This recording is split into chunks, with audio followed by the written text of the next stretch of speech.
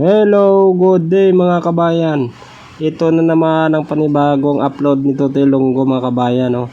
Inyo lang panoorin dyan. Sa puwerto kami nito mga kabayan. Ayan. Naka-duty kami, 3 kami dyan. Palitan, 6 to 6. So, kailangan ang gangway ay hindi pwedeng iwanan.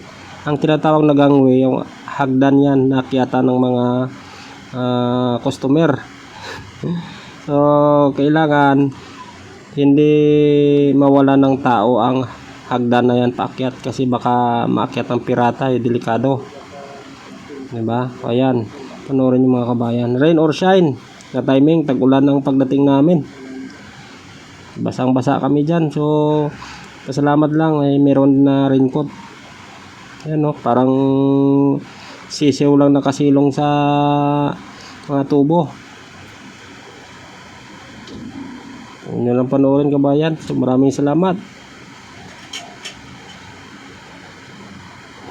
Sa duty namin na ito ay 6 to 12. So bali 6 na oras. Pagdating ng 12, mayroon nang papalit sa amin. Bali 3 na rin sila mga kabayan. Hanggang 6 na oras din ang sa kanilang i-duty. Okay kabayan.